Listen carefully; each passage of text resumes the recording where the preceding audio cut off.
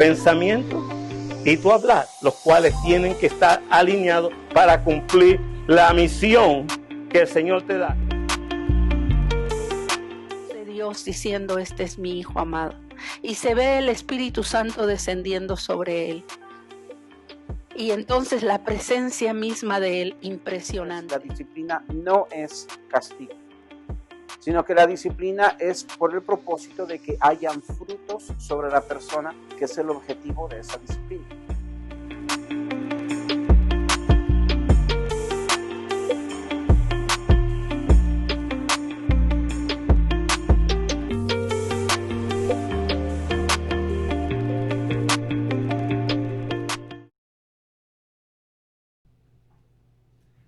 Bendiciones a todos, buenos días, qué bueno que están con nosotros en esta mañana. Un abrazo para ti, para toda nuestra familia de Centro Cristiano Moré y para la familia extendida que nos ven a través de Facebook y a través de YouTube. En esta mañana Dios nos da la oportunidad de tener un nuevo día por delante, pero también nos da la oportunidad de poder adorarle y alabarle juntos en esta mañana. Y quiero que vayas conmigo, si puedes, a Mateo 7, el versículo 7 y 8, y dice así: sigue pidiendo y recibirás lo que pides. Sigue buscando y encontrarás. Sigue llamando y la puerta se te abrirá. Pues todo el que pide recibe, todo el que busca encuentra, y a todo el que llama se le abrirá la puerta. Y esta palabra tiene mucho que ver con la oración, pero también tiene mucho que ver con la justicia. Es algo que el Señor te dice, pero que tiene que ser en acuerdo con Él. Y tiene que ser caminando junto con Él. No puedes pedir, no puedes recibir si no pides. No puedes que se te abra la puerta si no tocas. Es un trabajo en conjunto. Hay una historia bien interesante en Lucas 18, si no me equivoco. Sí, Lucas 18. Donde esta mujer, esta viuda, quiere que se le haga justicia. Y va detrás del juez y sigue pidiendo detrás de él. Y pide y pide y pide sin cesar. Y dice que este juez no era un juez muy justo, pero tanto estuvo pidiendo ella hasta que él le concedió lo que pedía. Y la palabra dice que si nosotros siendo malos jueces, si nosotros siendo malos padres, sabemos dar y sabemos poder atender, ¿qué más Él que nos puede atender? En esta mañana yo quiero hablar a tu corazón, no a tu razón. Los tiempos son difíciles y no tengo que entrar en detalles para eso, pero Dios ha sido bueno y gracias a Dios y gracias a ustedes, hoy en esta mañana nosotros estamos aquí llevando la palabra y pudiendo ayudar a tantas familias a través de su generosidad. Pero quiero que recuerden que los tiempos son difíciles. Y para nosotros no es la diferencia. Quisiera que a través de su generosidad nos ayuden a seguir hacia adelante, nos ayuden a seguir llevando la palabra, nos ayuden a seguir ayudando a otros. A través de lo que ustedes hacen, nosotros podemos seguir bendiciéndolos y bendiciendo a otras tantas personas. Así que familia Moré, quiero hablar a tu corazón, no a tu razón. Quiero que si de alguna manera Dios pone en tu corazón seguir ayudando y seguir bendiciendo esta casa, que así lo hagas. Lo necesitamos. Hoy aclamo a la justicia de que Dios nos ha dado algo mucho más grande de que nosotros podemos quizás recibir, pero es la oportunidad de llevar junto con Él su reino. Pero tenemos que ser todos. Y estoy confiando en ustedes y estoy pidiendo a ustedes que sean de ayuda, que sigan bendiciéndonos, que sigan aportando como siempre lo han hecho. Le doy gracias anticipadas y los quiero bendecir en esta mañana. Hablo vida sobre ustedes, hablo salud, hablo la paz de Dios que caiga de sus manos a nuestros corazones, que en este tiempo podamos ser reconfortados por su gran amor y su gran misericordia. Te bendigo en esta mañana y espero que te goces junto con nosotros, así que ven y adora con nosotros.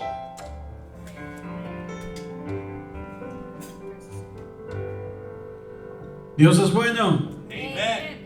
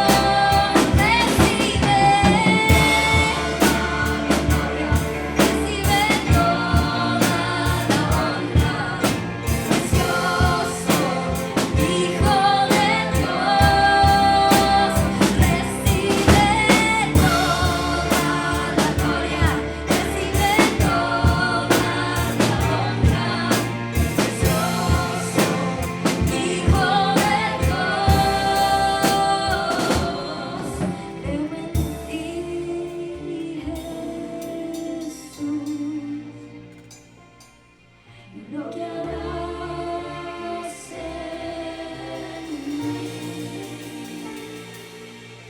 Creo en ti, Jesús, y lo que harás en mí, en mí.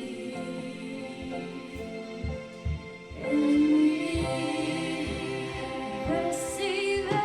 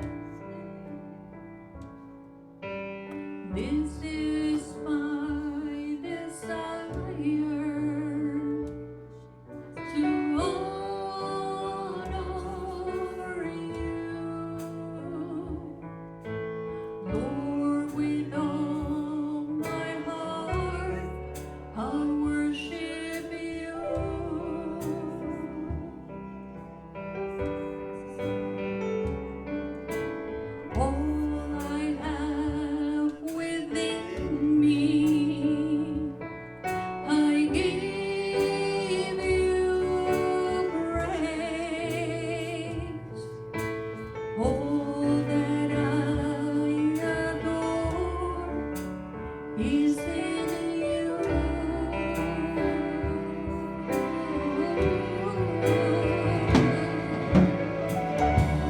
Lord, I give you my heart, I give you my soul. I live for you alone. Every breath that I take, every moment I'm awake.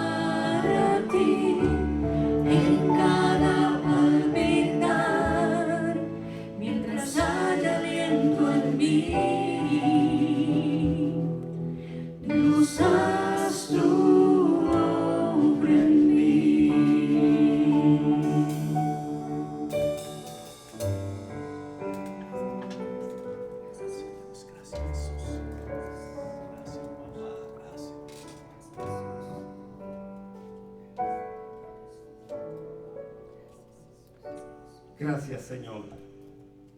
Haz tu obra en la vida de cada uno de nosotros. Tú tienes toda autoridad, tienes todo poder. Y entregamos, Señor, lo que somos, nuestra forma de pensar, nuestra forma de hablar, nuestra forma de vivir, porque queremos convertirnos en eso que tú esperas de nosotros, la piedra viva. Hoy vamos a estar tomando la Santa Cena y yo le voy a pedir, por favor, si usted no está listo, que usted vaya y busque lo que tenga a la mano y se una al cuerpo para que nosotros juntos podamos, en memoria de él, hacer este acto tan precioso. Viene a mi mente cuando el pueblo de Israel estuvo saliendo de Egipto, el Señor les proveyó de diferentes cosas: la vara de Aarón, los 10 mandamientos y el maná. Y todo esto lo pusieron dentro de algo que le llamaron el arca de Dios. Esto tenía que estar en algún lugar. Hicieron el tabernáculo, lo que representó en aquel tiempo el templo. Pero el pueblo, y Dios es tan lindo que le permite al hombre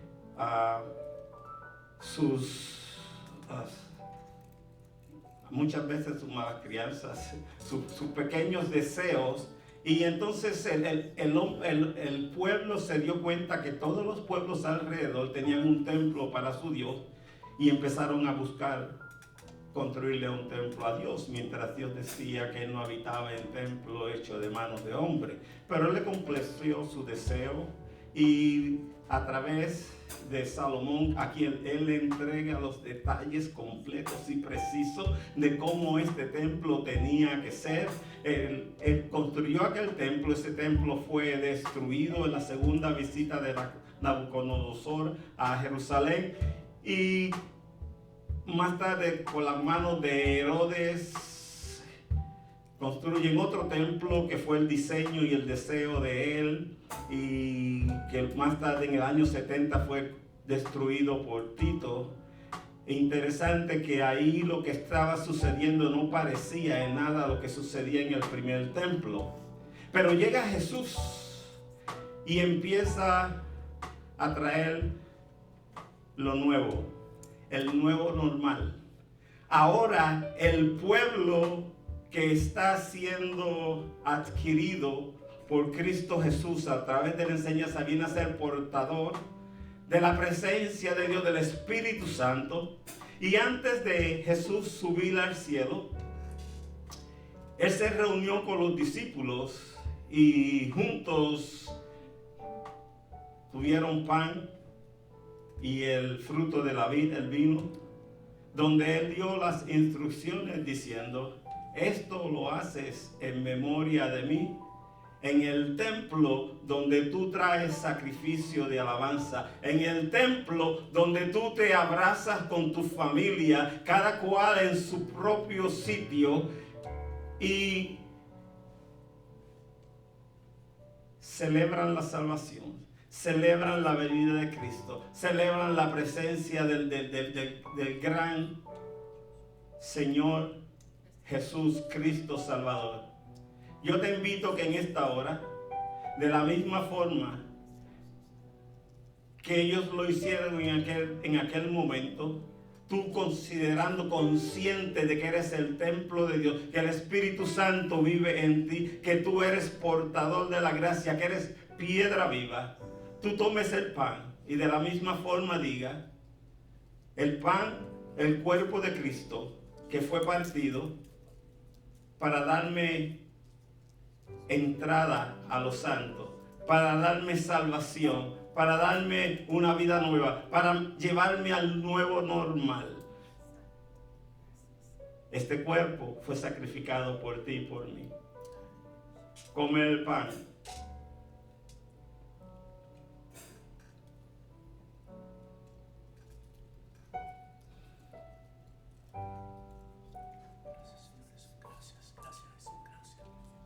Dice que de la misma forma levantó la copa y la bendijo diciendo: esta es mi sangre que por vosotros es derramada. A través de esto traer sacrificio de alabanza delante de Dios en agradecimiento por tu nueva vida.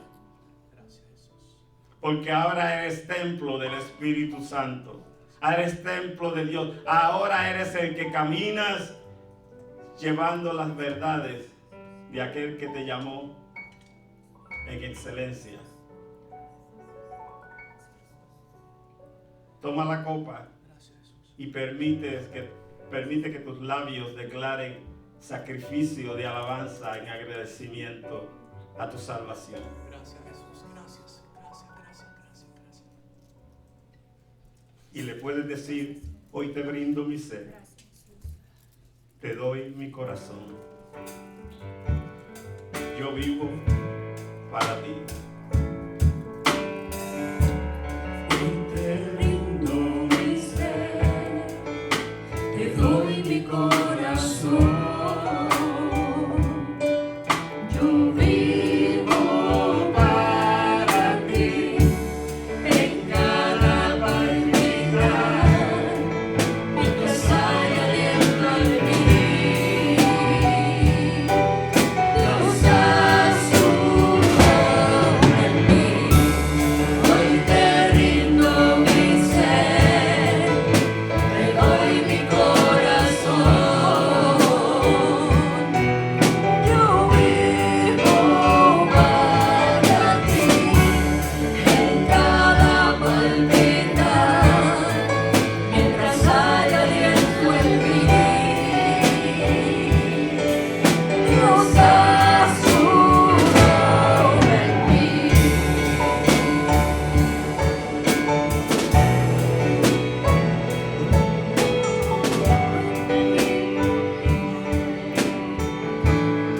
Mientras hay aliento en mí,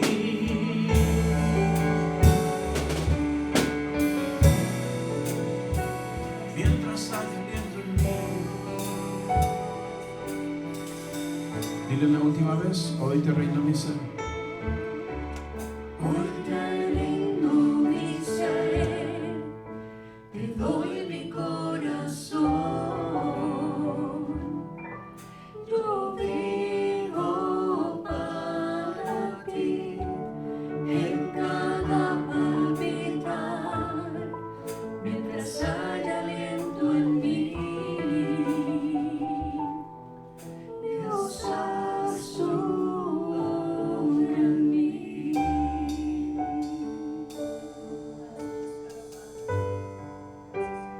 Nunca pare, papá. Sigue obrando en mi vida. Siempre sigue obrando en mí. Gracias, Jesús. Gracias, Dios. Gracias, Espíritu Santo. Gracias, Jesús. We love you, Jesus. Thank you, Jesus.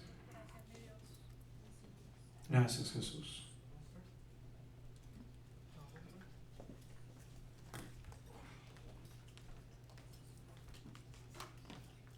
Vamos a prepararnos para leer la palabra de Dios.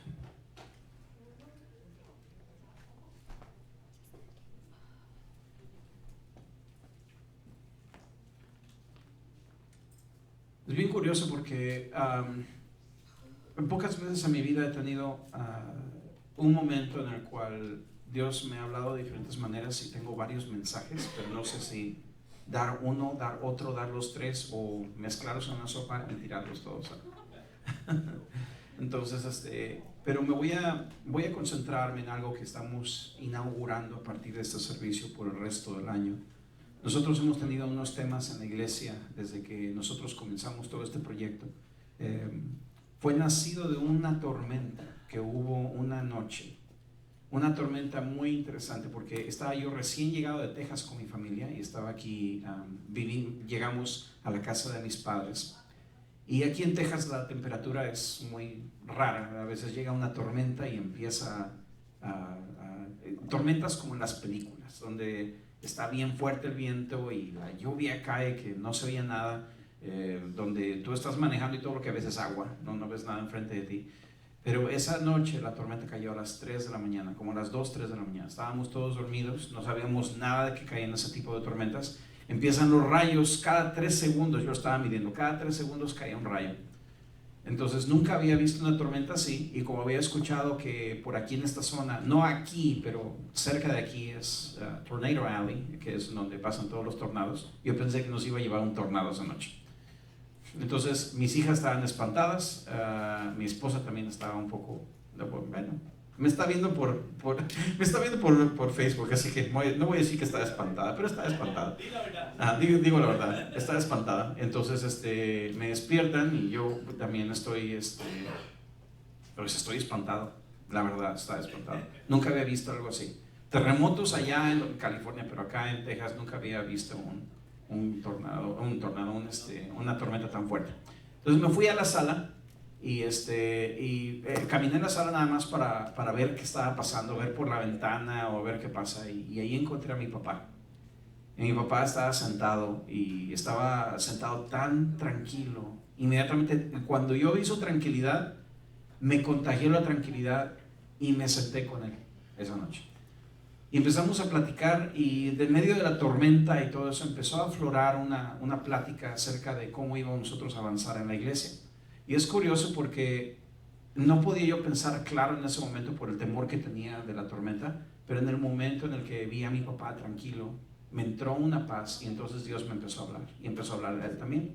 Y empezamos nosotros una serie que se llamaba Muéstranos tu rostro. Eso duró por muchos meses, casi por un año, donde empezamos a hablar aquí en Centro Cristiano Moré acerca de la imagen de Jesús, porque es importante tener una imagen firme de quién Jesús es, porque desgraciadamente todos nosotros hemos crecido con un poquito de enseñanza tóxica acerca de quién Dios es, y de ahí el estar recalcando en muchos servicios, en mucho tiempo, de que así como tú ves a Dios, así eres, así te vuelves. Así miras tu vida, así oras, así ves los tiempos finales. Ves a un Dios enojado, así te vuelves tú también. Ves a un Dios con amor, así eres tú también. Entonces, con el paso del tiempo empezamos a desarrollar otra serie que se llamaba Semillas y Fruto. Entonces ahí empezamos a dar más educación, como una estructura ósea de educación cristiana, para que la iglesia estuviera fuerte en diferentes aspectos. Entonces ahora estamos empezando una nueva iniciativa, un nuevo tiempo, en el cual se llama Piedras Vivas.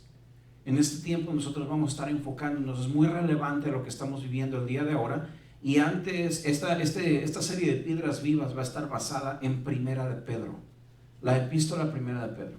Entonces, antes de yo entrar a la epístola junto con mi papá aquí, que él ya ha estado predicando acerca de Primera de Pedro, yo quiero dar una pequeña introducción, atando la última vez que yo me paré aquí a predicar y viniendo a atar con la nueva serie que estamos empezando ahorita.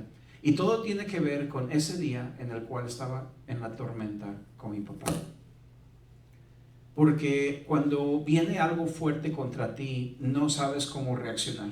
Sobre todo cuando vienen momentos en los cuales todo viene en contra de ti, o vienen esas tormentas en la vida, tormentas como la que estamos pasando ahorita, y nosotros tendemos a poner ojo en la tormenta nada más, en todo el revoltijo que está ocurriendo alrededor de nosotros. Entonces, en el momento en el cual Pedro escribió su carta, la escribió en un momento de mucho tumulto.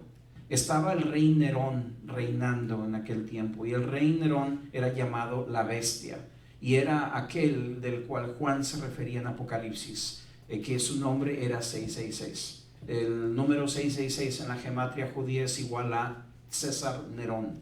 Entonces se trataba del rey Nerón, que estaba tratando de destruir a la iglesia. Entonces Pedro envía una carta, Primera de Pedro, y la envía a iglesias que se encuentran en Asia Menor. Asia Menor son las mismas iglesias en Turquía a donde el apóstol Juan envió la carta del Apocalipsis. Entonces estamos hablando de que Dios estaba tratando de cuidar estas iglesias en Asia Menor, y en medio de todo este tumulto que estaba pasando también en casa, también en Jerusalén, en donde Nerón estaba básicamente abarcando todo ese espacio, y después de Nerón vino Domiciano, que es otro rey igual de loco que él, que empezó a tratar de destruir al cristianismo y empezar a destruir a las iglesias y destruir a los judíos principalmente. Entonces tú puedes entender el contexto del apocalipsis tan horrible que estaban pasando ellos. Aunque la palabra apocalipsis no quiere decir destrucción de nada, la palabra apocalipsis quiere decir revelación de Cristo o revelación de algo. Entonces esto es la revelación de Jesucristo. Pero viene en medio del tumulto, ¿qué hacemos? Y es ahí donde Primera de Pedro empieza a hablar a la iglesia y empieza a decirle qué es lo que hacemos. Porque si entonces la Biblia no predice el cómo yo voy a terminar, la Biblia no predice físicamente cómo está escrita mi historia y cómo yo voy a acabar mi último día, pero sí me dice lo que yo puedo hacer en un momento de tumulto. Puedo ver la reacción de los cristianos, de cómo ellos vivieron en su apocalipsis, cómo pudieron ellos salir adelante en un momento tan duro como el que vivieron ellos. Entonces el día de ahora yo te voy a llevar por 3 escrituras, y 3 escrituras que nos van a dar esta introducción a Primera de Pedro. La primera escritura la vamos a tomar en Mateo capítulo 16, verso 13. Mateo 16, verso 13.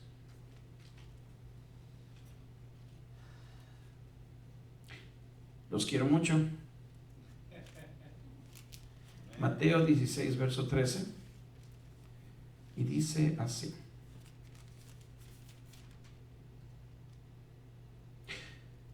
Dice, cuando Jesús llegó a la región de Cesarea de Filipo, preguntó a sus discípulos, ¿quién dicen los hombres que es el Hijo del Hombre? Entonces ellos respondieron, unos Juan el Bautista, otros Elías, pero otros Jeremías y otro algunos de los profetas. Y ustedes les dijo Jesús, ¿quiénes dicen ustedes que yo soy? Y esto es bien importante porque, como mencioné al principio y como hemos estado mencionando mucho aquí, si tú tienes una imagen correcta de Jesús, entonces así tú eres. Y así Dios se puede manifestar a través de ti.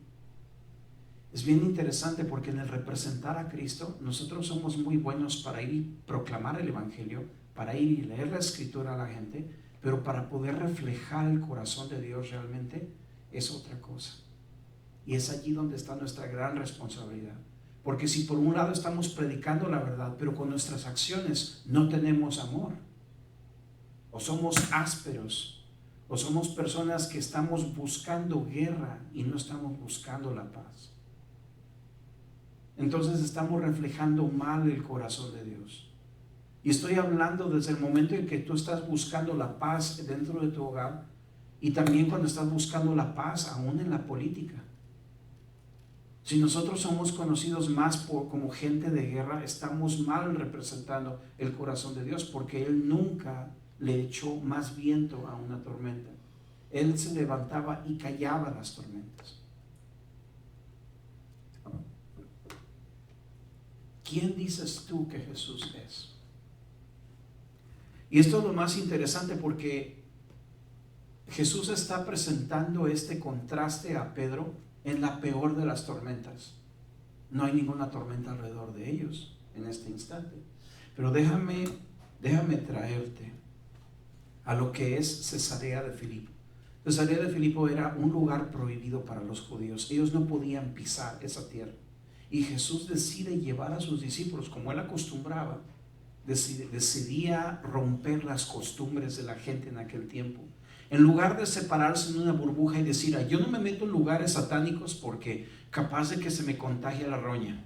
No, Jesús iba y a propósito se metía ahí con sus discípulos y se jalaba a los discípulos con él y los ponía a trabajar. Me recuerda un pastor que yo conocí, que él trabajaba en San Francisco y se metía a los bares mientras la gente estaba tomando, pero no se metía solo, se metía con todas las viejitas del chongo de poder. Ahí iba con sus viejitas todas y las mandaba como sus emisarios, ¿no? Mientras todos estaban ahí, tome y llore los borrachos, ahí enviaba a las viejitas para que se sentaran junto con los borrachos, los abrazaran y empezaran a hablarles de Cristo. Hay veces en que los borrachos caían bajo el poder de Dios al piso, y entonces llegaba el dueño del bar y llegaba y veía al borracho ahí tirado y la viejita orando por él. buen trabajo, y se da la vuelta y seguía atendiendo a la gente. O sea, el meterte a los lugares oscuros a donde el diablo está, pero no para participar de las obras oscuras, sino que esta roña no se te puede pegar, porque la santidad de Dios no es un montón de reglas. La santidad de Dios es sustancia. La santidad de Dios es una presencia que cuando te toca, la oscuridad huye. Eso es otro tema para otro día. Pero cuando está Jesús llevando a los discípulos a Cesarea de Filipo, es un lugar oscuro, oscuro, oscuro. ¿Me pones la foto, por favor, hijo? Les voy a presentar a ustedes esa foto que se encuentra allí. Esa es la puerta del Hades en Cesarea de Filipo. Ese lugar, para los que, bueno, yo creo que todos ustedes saben, el Hades es el lugar el cual nosotros identificamos como el infierno, pero en el Antiguo Testamento. Entonces, ese lugar, la puerta del Hades, era una colina, y en esa colina había una cueva. Esa cueva tenía un fondo, un vacío, y de allí salía un manantial, que es el agua que sale de allí, y esa agua va y se mezcla con el río Jordán. El río Jordán tenía varias fuentes de donde comenzaba el río. Ahora, cuando nosotros vivíamos en Redding, nosotros estábamos cerca de un monte bien grande que se llamaba Mount Shasta. Entonces, en ese monte había un manantial de agua purísima, que podías llegar con un garrafón y llevar agua y empezártela a tomar.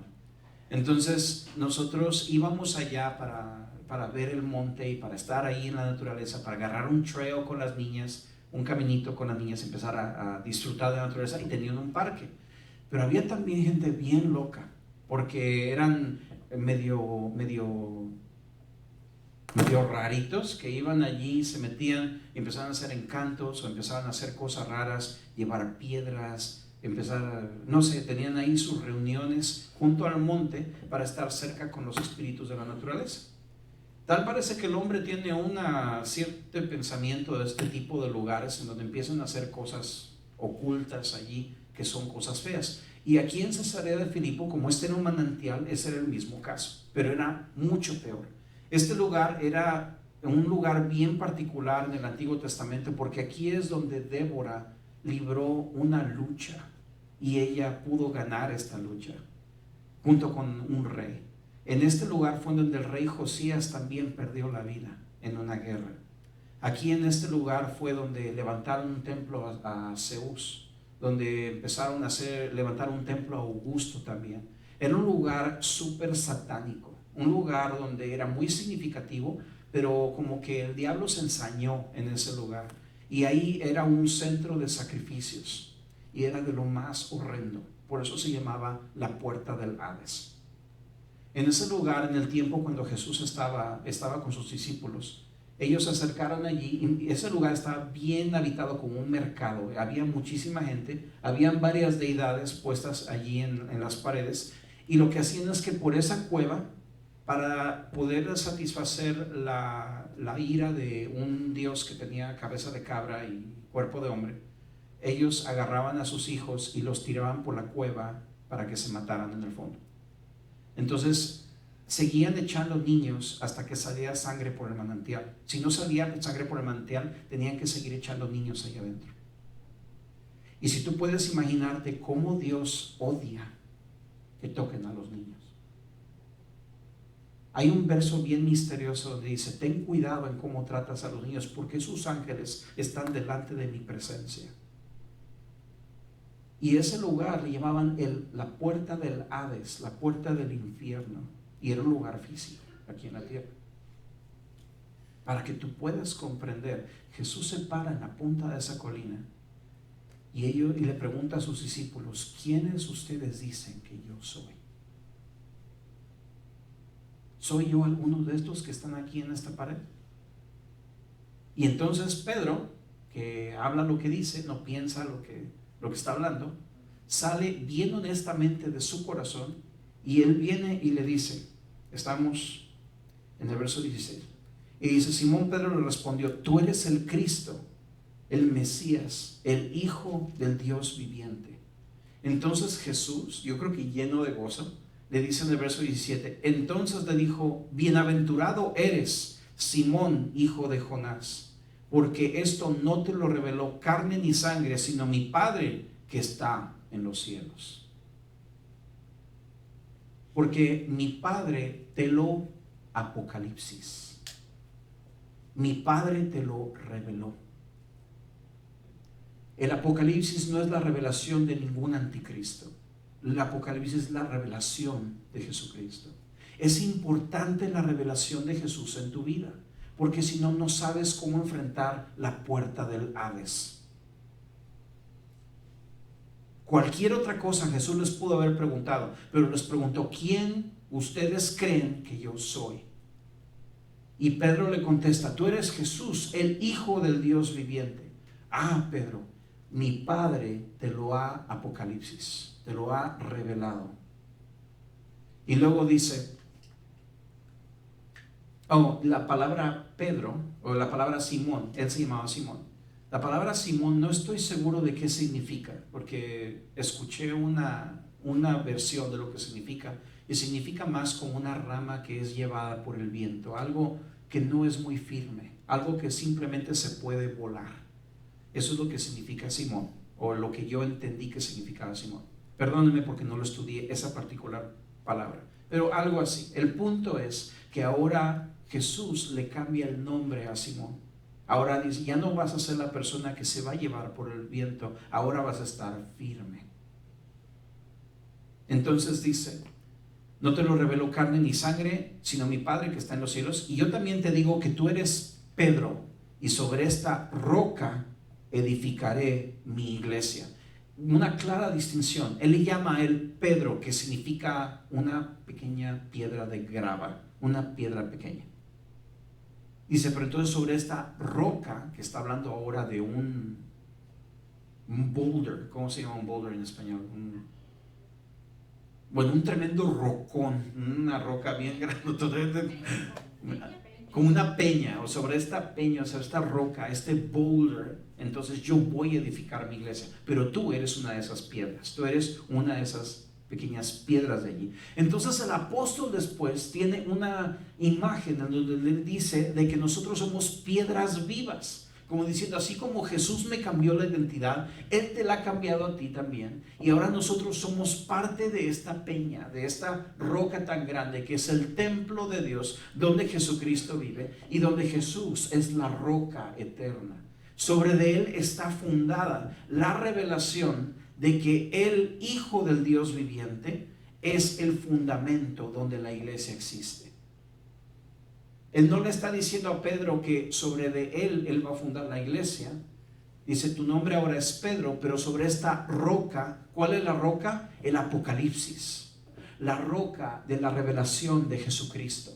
Sobre la revelación de quién es Jesús en tu vida, es de allí de donde ahora la iglesia se puede parar y puede caminar hacia el frente y hacerle frente a la puerta del infierno.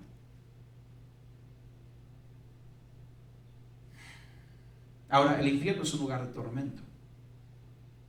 Y esta gente que están presentando sacrificios humanos están en tormento, porque yo no sabría de ningún padre que no sintiera un tormento del tener que sacrificar a su hijo.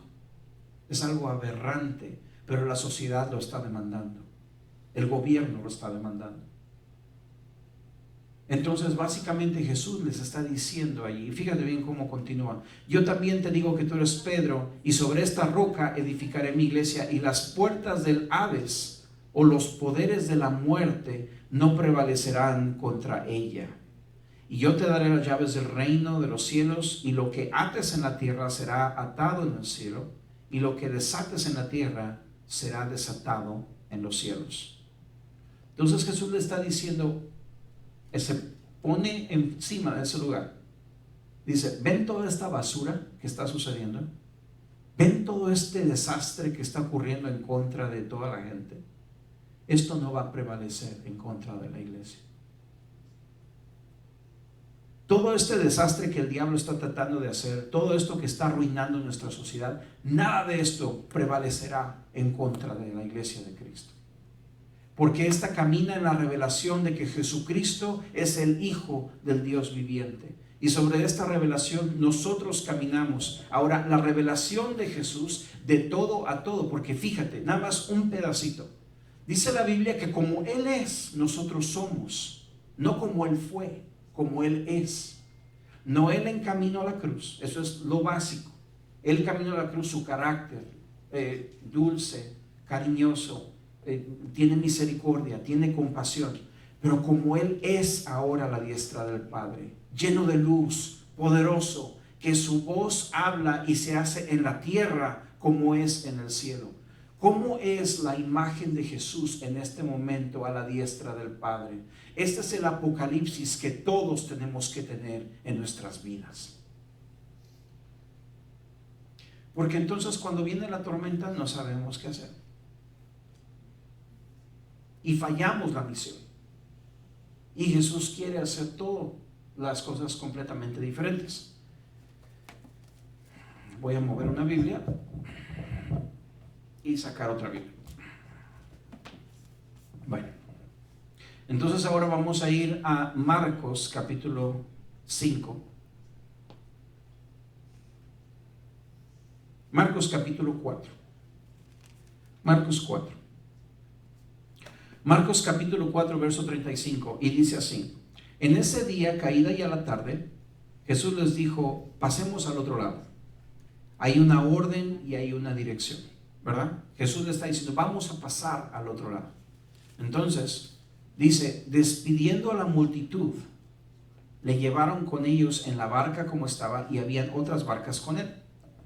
Entonces, pero se levantó una violenta tempestad y las olas se lanzaban sobre la barca de tal manera que ésta ya se hundía, o esta barca ya se llenaba de agua.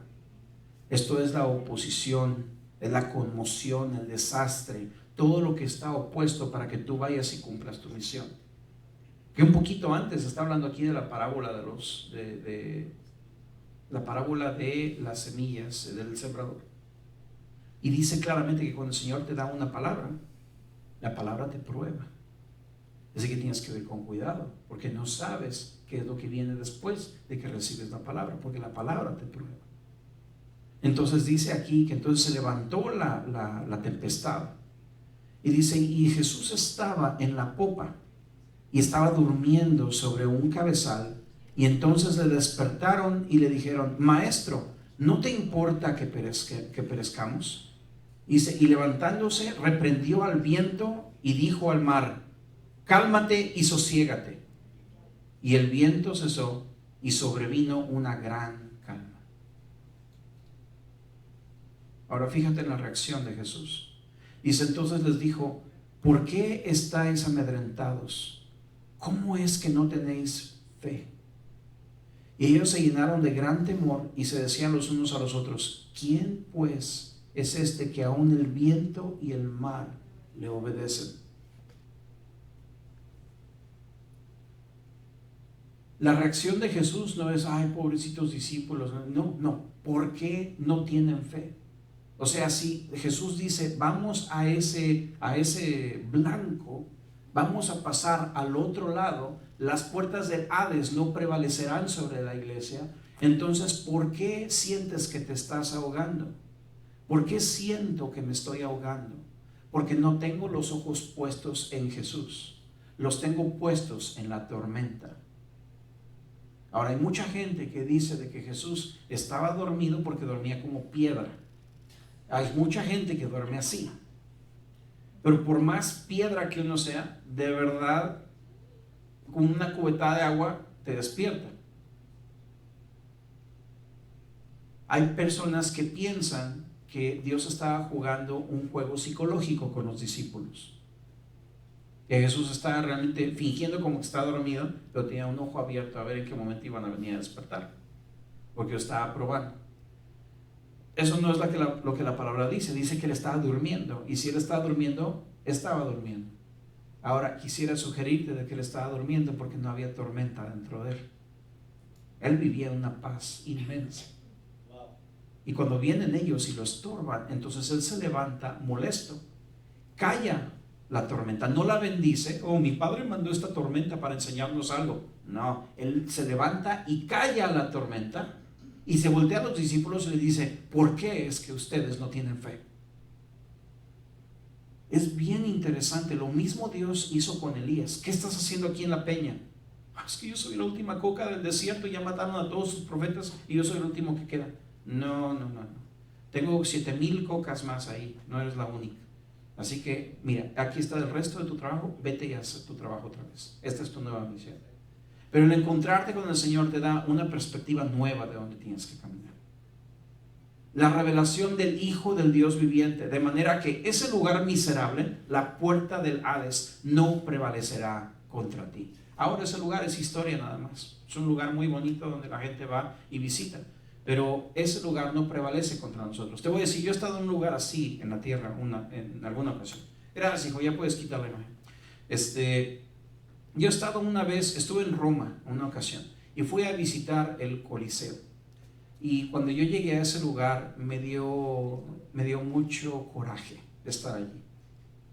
Yo sentía como que ese era un lugar repulsivo, un lugar que probablemente Dios odia. No por el lugar, pero por las cosas que se hicieron en ese lugar.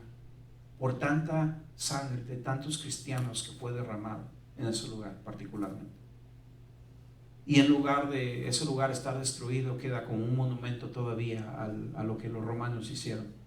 Whatever. Pero de cualquier manera, el punto es de que así como ese Coliseo, así como la puerta del Hades, todo esto no prevalecerá en contra de la iglesia. Todas las cosas que el mundo ha hecho, desde la Torre de Babel, cuando se representó físicamente la rebelión del hombre, donde el hombre levanta reinos que se levantan para arriba en lugar del reino de Dios que se expande hacia los lados. Pero entonces ahora ese reino de Babel se traduce a Babilonia, una ciudad, que esa ciudad fue destruida eventualmente. Pero esa Babilonia en el sentido espiritual continúa en el mundo. Babilonia es el sistema de este mundo, la manera en la que el mundo piensa, completamente apartado de Dios y bajo influencia demónica. Entonces, todo esto, mis amados, todo esto no prevalecerá contra la iglesia de Cristo. Pero no va a ser con espada, ni va a ser con ejército, pero va a ser con el Espíritu Santo sobre nosotros. Y eso me lleva a un pensamiento más antes de dejarte. Para que el Espíritu Santo sea derramado sobre la iglesia, hay un ingrediente particular. Un ingrediente particular mientras esperamos que el Señor se derrame sobre la iglesia. Y uno de ellos es que estemos unánimes juntos. ¿Tú quieres que el Señor traiga avivamiento sobre la iglesia? Necesitamos estar juntos. ¿Cómo puede el Señor derramar su Espíritu Santo sobre una iglesia dividida y fragmentada? Y hablando desde la iglesia local hasta las iglesias en un conglomerado. Es bien hermoso cuando nosotros podemos ver a las iglesias bajando sus banderas tribales para poder juntarse como uno, como la iglesia de Cristo, para que cuando Él regrese encuentre una iglesia pura y sin mancha, no muchas. Porque Él no es hombre de muchas mujeres, es solamente hombre de una sola mujer. Y que Él pueda volver y que encuentre fe en la tierra y nos encuentre puros y sin mancha. No es cierto que dice cuán bello y cuán hermoso es estar todos los hermanos juntos en armonía y ahí Dios derrama su aceite. Ahí Dios derrama su bendición y su vida eterna. No es allí donde en Hechos capítulo 2 Dios derramó su espíritu cuando estaban todos los apóstoles unánimes juntos esperando la promesa. Entonces, para todas nuestras iglesias busquemos la unión. Busquemos la unión entre nuestros congregantes, pero busquemos la unión también entre otros lugares, entre otros hermanos que están bajo la misma bandera de la cruz de Cristo. No sus banderas denominacionales, que las denominaciones no son nada. Son divisiones políticas que tenemos entre nosotros. Y está bien tener un apellido distinto, pero todos somos humanos. Todos somos hermanos en ese sentido. Y representar a Jesús bien, el tener una revelación correcta de quién Jesucristo es, para que yo no vaya y lastime a otra persona con el gafete de cristiano, porque por eso el mundo nos detesta, por hipócritas. No estoy enojado con nadie. Estoy hablando de que es lo que el mundo piensa Porque por un lado nos llamamos cristianos, pero traemos tanto viento a la tempestad. Venimos a atacar con ejército y con espada, siendo de que Dios nos ha dado una estrategia diferente de hacerlo con el Espíritu de Dios y hacerlo como Jesús era. Él tenía autoridad sobre vientos, autoridad sobre espíritus. Él tenía una manera diferente, pero cuando uno está programado a la violencia, por defecto, uno la riega. Uno no hace la obra de Jesús. Porque está uno enfrascado en ser violento o en la violencia de la tormenta, en lugar de traer la paz de Cristo y hablar con autoridad a lo espiritual y decirle, cállate. Pero tenemos que estar juntos. Tenemos el derecho y la manera de poder pensar diferente que otras personas, pero mientras estamos bajo la cruz de Cristo, todos somos cristianos.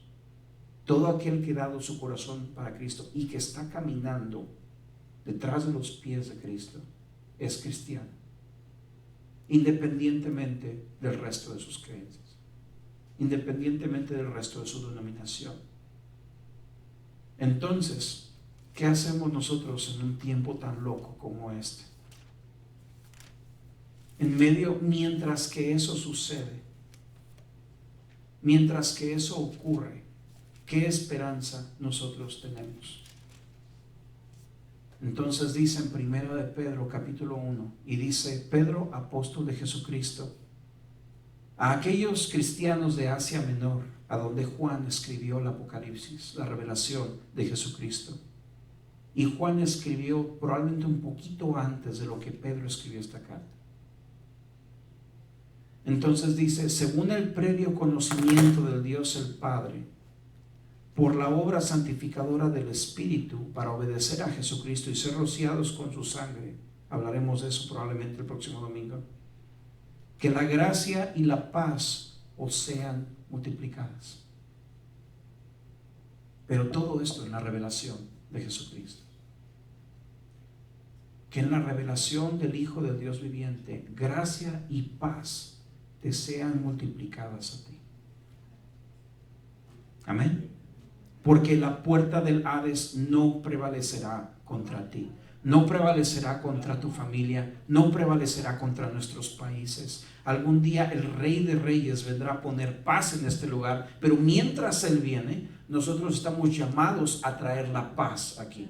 ¿Por qué? Porque entonces no estaría esa oración. Oren ustedes así: Padre, que se haga tu voluntad en esta tierra como es en el cielo. La responsabilidad del mundo está sobre tus hombros y sobre los míos. Y si yo no estoy orando por lo que está pasando por en las naciones, si yo no estoy contribuyendo con mi granito de arena para que baje la temperatura tan horrible que está ocurriendo ahorita, si yo, en lugar de poner paz, de mi boca salen más vientos de tempestad, estoy mal representando a Cristo. Y dice Jesús: el que no está juntando, desparrama.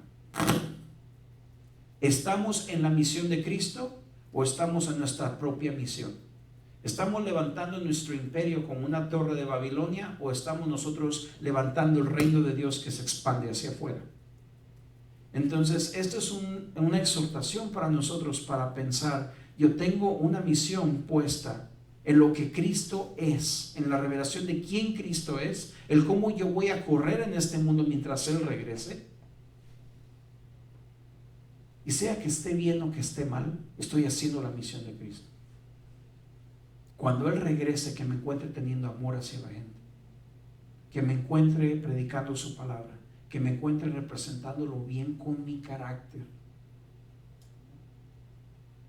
y que me ayude a poder caminar con firmeza, pase lo que pase, haya ganancia o haya pérdida, porque algún día el Rey de Reyes va a volver y nos hará justicia por todo lo que se perdió.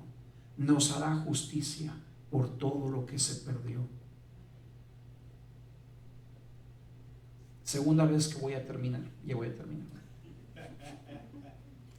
Estaba platicando con alguien en el trabajo esta semana. De la nada me contactó una de estas personas corporativas que raramente yo hablo con él. Entonces él empieza a decirme que tenía muchas tragedias. No voy a mencionar su nombre, no es correcto, pero él estaba teniendo tragedias donde miembros de su familia estaban en el hospital. 3 miembros de su familia en una semana en el hospital. Y él estaba muy, muy cimbrado por lo que estaba pasando. Mencionaba que uno de sus miembros de su familia estaba dudando de Dios desde que fue a la guerra, porque él es un veterano. Le tocó ver la guerra y lo que vio lo cimbró y él ya no cree en Dios por ver tanta pérdida, tanta muerte y tanta maldad. Entonces yo le dije que yo tuve una experiencia parecida con otro amigo del trabajo hace muchos años, en donde él lo llevaron a África y lo llevaron al Valle de los Niños, en donde hubo una guerra civil y mataron a todos los adultos y a los niños les quitaron un brazo o una pierna para que los niños cuando fueran adultos no pudieran levantarse en armas contra esa nación. Entonces toda la gente allí le falta algo. Y cuando él llegó allí, él se rompió en el corazón y empezó a llorar. Y él dice, no puede ser que haya un Dios habiendo tanta maldad. Cuando él me confrontó con eso y me dijo eso así, yo no supe qué decir. Estaba platicando esta semana con este amigo y le estaba diciendo, hoy en día yo le contestaré a mi amigo lo que ahora ya sé. Porque después de conocerle que Dios es bueno, que su carácter es hermoso, que Él no trajo estas tempestades aquí, Él y la muerte no son amigos. De otra manera, en el Apocalipsis no verías que la muerte, Dios va a tomar venganza sobre ella y le va a dar una patada y la va a tirar al lago de fuego. Entonces le decía a este amigo, Dios no está aliado con estas cosas, al contrario, Dios es el que calma las tormentas, el que hace las cosas diferentes, Él está a nuestro lado. Pero Dios está supervisando todo lo que pasa en la historia y Él tiene su voluntad desde el principio hasta el fin, pero lo que pasa en medio de esa voluntad tiene mucho que ver con nosotros. Dios tiene que darte un grado de privacidad para que tú hagas algo con tu vida, sea bueno o sea malo, porque si no, no habría libre albedrío. No lo habría. No importa lo que la filosofía te diga. No habría libre albedrío si no tienes opción. No habría libre albedrío si no tuvieras control completo de lo que pasa en tu ambiente. Para aquellos que creen que Dios ya escribió tu principio y el final y ya predestinó, si te vas al infierno, te vas al cielo, no existe libre albedrío si Dios lo hiciera de esa manera. Yo creo que es un mal entender de la palabra de Dios. Pero de cualquier manera, el chiste es de que le dije a mi amigo, realmente Dios está a cargo del mundo como tú estás a cargo de un edificio de departamentos. Estás a cargo del edificio, pero no estás a cargo de lo que los inquilinos hacen a puertas cerradas adentro del edificio. Y ese es el caso aquí. Es cierto, algún día el Señor va a regresar y va a sacar a todos los inquilinos que están haciendo destrucción. Pero mientras eso sucede, Él nos está dando espacio para que nosotros arreglemos o desarreglemos el edificio. Y hay mucha injusticia allá afuera. Y si no fuese por la iglesia, el mundo estaría destruido ahorita. Por causa de que la iglesia existe, por causa de que la iglesia camina en la revelación de Cristo, por eso el mundo está preservado. Porque esa es la función de la iglesia, sal y luz. Y la sal es para dar sabor, pero también es para preservar. Entonces yo tengo que seguir haciendo mi función de sal. Y le dije a mi amigo, realmente como ese ser amado, así como todos nosotros, encontramos oscuridad porque nadie ha prendido la luz. Pero entonces Dios nos manda, como así fue Jesús con sus discípulos, a Cesarea de Filipo, a pararnos allí en esa piedra de asquerosidad y proclamar la palabra profética y decir, no prevalecerá la puerta del Hades en contra de la iglesia de Cristo. No prevalecerá la puerta del Hades en contra del poder de Dios a través de su iglesia, a través de ti, a través de tu familia. El Señor te llene de esa palabra, de que Jesucristo es el Hijo del Dios viviente. Él nunca te ha desamparado. Él siempre te sostendrá con la diestra de su justicia, porque te ama con poder eterno, con amor eterno, y por eso nos extendió su misericordia. El Señor bendiga su palabra en nuestras vidas. Vamos a orar. Señor, queremos nosotros caminar en la revelación de Cristo. Y tal y como dice tu palabra, proclamo tu palabra sobre tu pueblo, sobre mi vida, sobre mi familia, sobre mi nación, sobre mi mundo.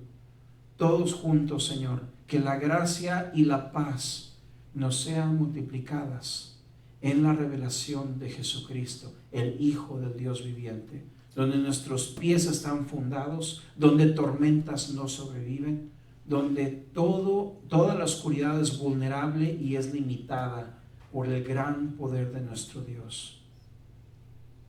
Tu poder, Señor, no se compara a ninguno. Ayúdame a refrenar a mi boca, a no darle honor a un diablo vencido. Ayúdame a comprender que este diablo no tiene tiempo, su tiempo se acabó y por eso está revolcándose tanto.